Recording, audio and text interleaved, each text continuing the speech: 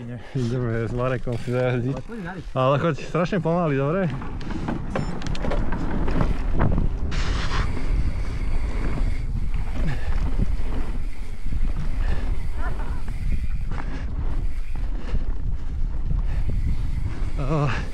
Predo mnou jazdí jazdec svetových kvalít naražaní do stromu.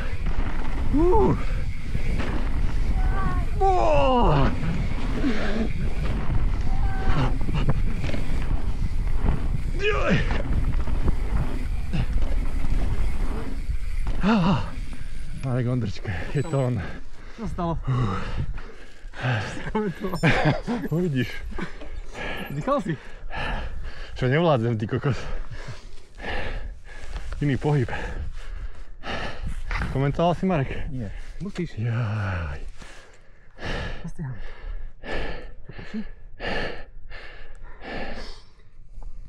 Teraz nahrávam stále, takže nejaké príhovory, počkaj.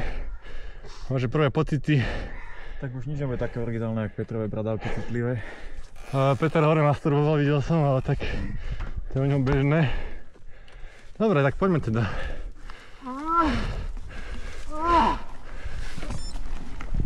Dobre. Marek pokračuje v svojej spanilej jazde. Áno, teraz ideme na drop.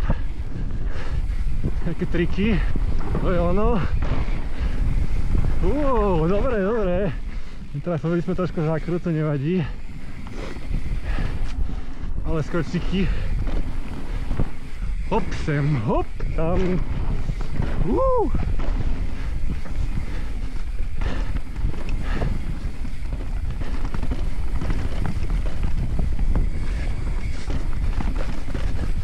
Koreňov.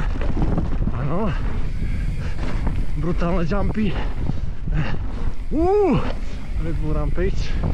Marek mi zase uteká. Nevadí. Ja ho dohoním.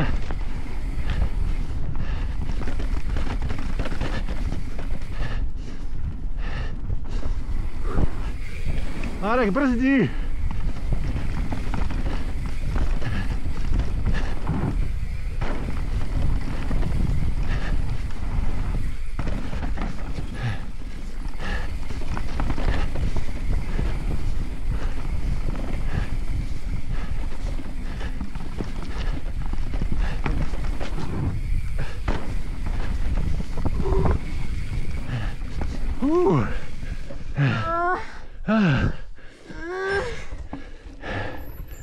Svietím?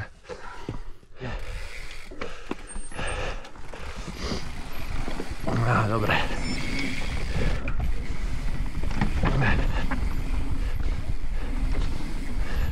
Stále predo mnou jazdec Marek.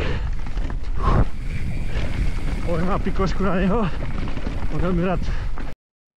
Chodí na bicykel a skáče takéto skočky, ako teraz pekne skočil. Áno, teraz vidíme, že vyšiel cez blato a Martinovi sa pomaly vzdialuje a teraz mu uteká, lebo Martin zase nevedel poradne vybrať zákrutu a môžeš pokračovať. Odporúča to aj všetkým ostatným ľuďom, čo jazdia na bicykli. Kvôli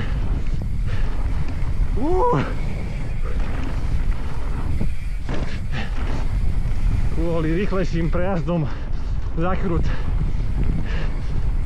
No a keď Marek sa vlastne takto zdokonaluje v bajkovaní, tak Martin nestačí za ním, takže sledujte to. Môžeme to sledovať na Marekovej jazde. V podstate Marek chodí neskutočne, pozrite na to. chodí vážne bombeť celý deň.